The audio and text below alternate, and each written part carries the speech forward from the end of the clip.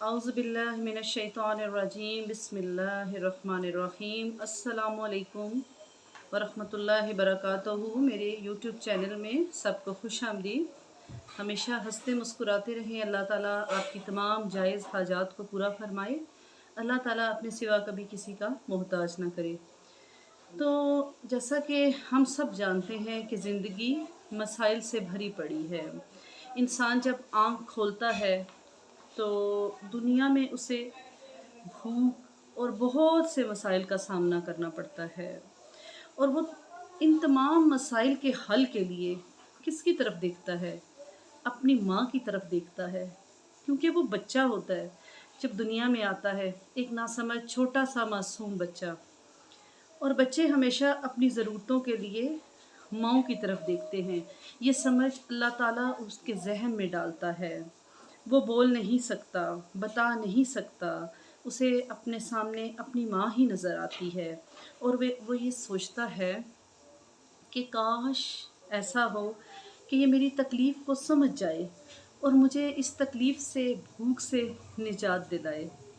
तो अल्लाह पाक की कुदरत देखें कि माँ बच्चे के बोले बग़ैर, बताए बग़ैर उसकी आँखों और उसके चेहरे से उसकी तकलीफ़ का अंदाज़ा कर लेती है कि क्या उसे भूख लगी है, क्या उसे प्यास लगी है, क्या उसने पेशाब करना है, या उसके कपड़े तो नहीं गीले हुए, तो पेट का दर्द है उसे। और क्या करती है, वो हर मुमकिन कोशिश करती है कि अपने बच्चों को इन मसाइल से दूर करे।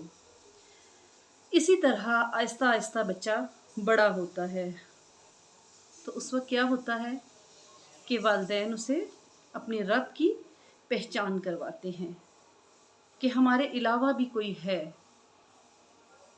जो उसकी ज़रूरतों को पूरा करेगा, उसकी हाजात को पूरा करेगा, जो उसको पैदा करने वाला है, जो खालिक व मालिक है। और आहिस्ता आहिस्ता बच्चे को अपने रब की पहचान होती है। फिर क्या होता है? फिर वो बड़ा होता है, उसे ये पता चल जाता है कि इन सब तमाम मसाइल का हल करने वाला ऊपर बैठा है। नीचे मेरी माँ को उसने ही भेजा है मेरे लिए, और ऊपर वो रब बैठा है। ज़िंदगी मसाइल का नाम है। मसाइल से शुरू होती है, मसाइल पे ही ख़त्म हो जाती है। और क्या होता है कि हम ज़िंदगी में मसाइल के हल के लिए असबाब ढूँढते हैं, और वो असबाब अल्लाह ताला पैदा करता है जो हमारे मसाइल को हल करते हैं। आज के दिन मैं आपको ऐसा अमल बताऊंगी जो ना तो बहुत तवील होगा और ना ही बहुत टाइम लेगा। मसरूफ़ियत का दौर है, हर बंदा मसरूफ़ है, हर कोई ये चाहता है कि जल्द अज़ जल्द मेरे मसाइल हल हों, कम वक्त में मैं अपनी हाजात को पूरा कर सकूं। तो आज मैं आपको सूरह कदर के बारे में बताऊंगी। सूरतुल कदर कुरान पाक की सूरत नंबर 97 यानी 97, और इसका कायनाती अदद 7 है, और इसका ताल्लुक़ 7 ज़मीनों, 7 आसमानों से है, और 7 खाना काबा के तवाफ़ों पे से है। ठीक है। लंबे वज़ाइफ नहीं किए जाते, ना ही हम लोगों के पास इतना टाइम होता है। हम कोशिश करते हैं कि ऐसे वज़ाइफ हों जिनसे हमारी जायज़ हाजात पूरी हो जाए। तो आज जो वज़ीफ़ा बताऊंगी वो ना तो लंबा होगा, और जितने भी हैं हमारी ज़रूरतों को पूरा करेगा। और ये इतना तेज़ बहदफ वज़ीफ़ा है कि बहुत जल्द इंसान अपनी मुराद को पा लेता है। लेकिन शर्त यह है कि आपने इसको किसी नाजायज़ अमल के लिए नहीं करना। ठीक है।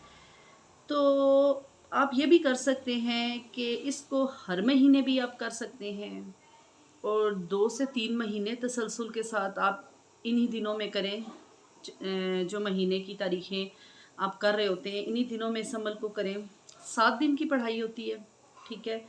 और इसको आप पैसों के लिए कर सकते हैं कि आपको पैसों की ज़रूरत है, आपको जॉब की ज़रूरत है, आला तालीम की ज़रूरत है, बच्चे बच्चियों की शादियां नहीं हो रही उसकी ज़रूरत है, अपनी शादी के लिए कर सकते हैं, घरेलू अखराजात पूरे नहीं हो रहे उनके लिए कर सकते हैं, कोर्ट कचहरी के मामलात हैं, मसाइल हैं, उनके हल के लिए आप कर सकते हैं।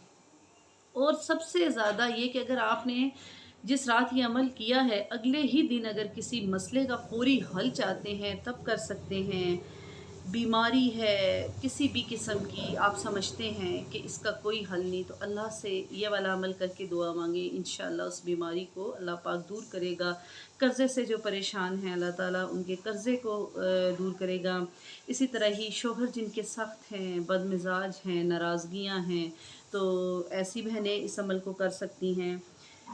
3 माह में आपने 7-7 दिन ये अमल करना है। अमल बहुत आसान है, बिल्कुल भी मुश्किल नहीं है, और बहुत से लोग हैं जिनको ये अमल मैंने बताया और उनके बहुत अच्छे नताइज मिले और बहुत तेज़ी से जो है वो उनके मसाइल हल हुए हैं।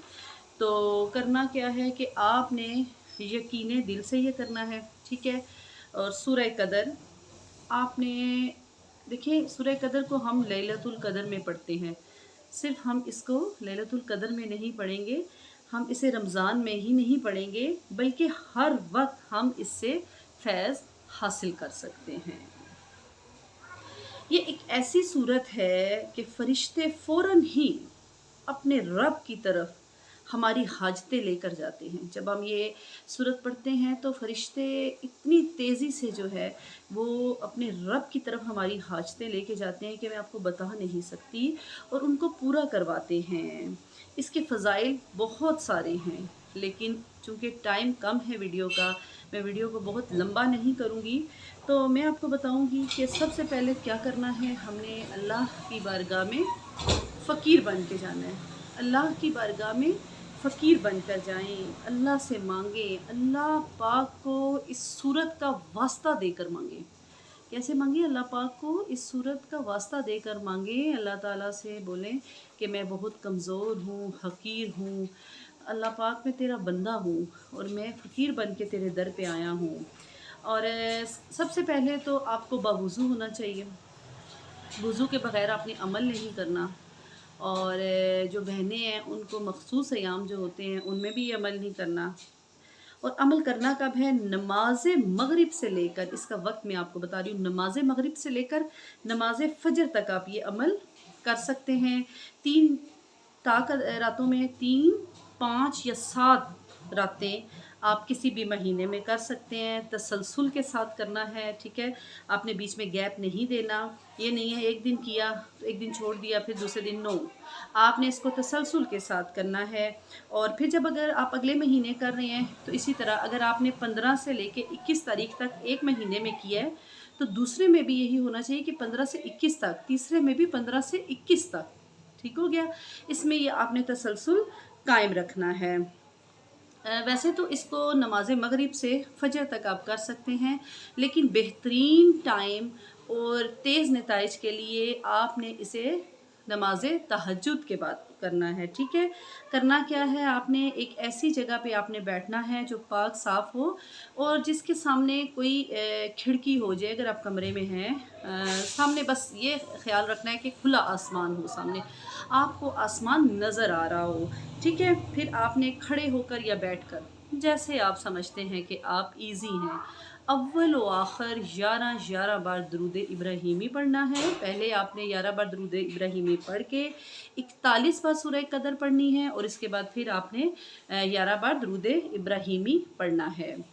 11 बार पढ़ने के बाद आपने क्या करना है कि 11 बार आसमान पर फूंक मारनी है।